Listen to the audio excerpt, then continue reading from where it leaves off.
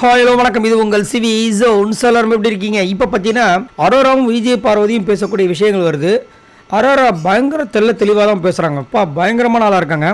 ஆனால் இங்கே வந்து விஜய் பார்வதி கிட்ட ஒரு சில விஷயங்கள் பேசுகிறாங்க. ஆனால் விஜய் பார்வதிக்கு பின்னாடி வந்துட்டு நிறைய விஷயங்கள் அவங்கள பற்றி கேவலமாக தான் பேசுகிறாங்க. இதில் எது உண்மைன்றது சத்தியமாக புரியலன்னா இங்கே வந்து செம்மையாக பேசுகிறாங்க. ஏன்னா காலையில் விஜய் பார்வதிக்கும் விக்ரமுக்கும் வந்து டக்குன்னு முட்டி இருக்கும். அதில் வந்துட்டு உன்னால தான் வந்து திவாகர் போயிட்டாருன்னு சொல்லிட்டு, அதாவது இவங்க ரெண்டு பேரையுமே வந்து அப்படி ஒரு மாதிரி கலாய்க்கிற மாதிரி அசிங்கமாக கலாய்ச்சிருப்பாரு விக்ரம். நீ தான் வந்து பேசி அவன் வந்து அமிச்சிட்டா அப்படின்னு. இது வந்துட்டு அங்கே வந்து அரோரா பார்த்துருக்காங்க போல இருக்கு. இங்கே வந்து விஜய் பார்வதிக்கு சப்போர்ட்டாக பேசுகிறாங்க. அதிசயமாக இருக்குது. ஏன் அப்படி சொல்கிறாங்கன்னா, நான் வந்துட்டு இந்த துஷார் போகும்போது ரொம்ப ஃபீல் பண்ணி அழுதேன், உங்ககிட்ட தான் அழுதேன்.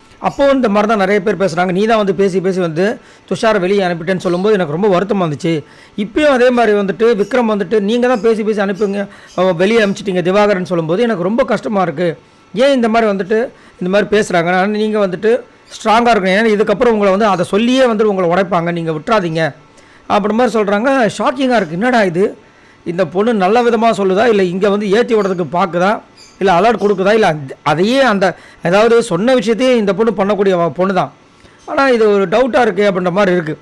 அப்போ விஜய் பார்க்கறதுக்கு வியப்பாக இருக்குது. உனக்கு எப்படி இந்த சின்ன வயசில் இவ்வளோ தெளிவு அப்படின்ட்டு அவங்க என்ன சொல்கிறாங்கன்னா, நான் உண்மையிலே பார்த்தீங்கன்னா இந்த வீட்டில் வந்து நிறைய பட்டு தான் வந்துட்டு திருந்திட்டே இருக்கேன். அதேமாதிரி சப்புன்னு என்னை அரைஞ்சி என்னை நிறைய விஷயங்கள் திருத்திட்டு வருது இந்த வீடு. ஏன்னா நான் வீட்டுக்கு செல்ல பிள்ளைன்றதால எனக்கு இது வெறிய கிடைச்சது கிடையாது. நான் நல்லா வந்து ஒரு மாற்றத்தை உணர்றேன் அப்படின்னும் போது அரோரா டப்புன்னு ஒரு விஷயத்தையும் சொல்கிறாங்க. என்னென்னா, நீங்கள் பட்டு திருந்துறீங்க ஓகே, ஆனால் அதுக்கு முன்னாடி ஒரு விஷயம் பண்ணுறீங்க, அதனால் மற்றவங்களுக்கும் ப்ராப்ளம் வரும், ஒரு ஹிட்டு வைக்கிறாங்க. செம்மல்ல. அப்போ விஜய் பறையில் இல்லை, நான் ஒரு வாட்டி பட்டு இது பண்ணிட்டேன்னா அதை திரும்ப வந்து நான் பண்ண மாட்டேன், அதில் நான் வந்துட்டு கரெக்டாக இருப்பேன், நான் நம்புறேன் அப்படின்ற மாதிரி சொல்லி அதை முடிக்கிறாங்க. பட் இதுக்கப்புறமும் கண்டினியூ பண்ணுறாங்க.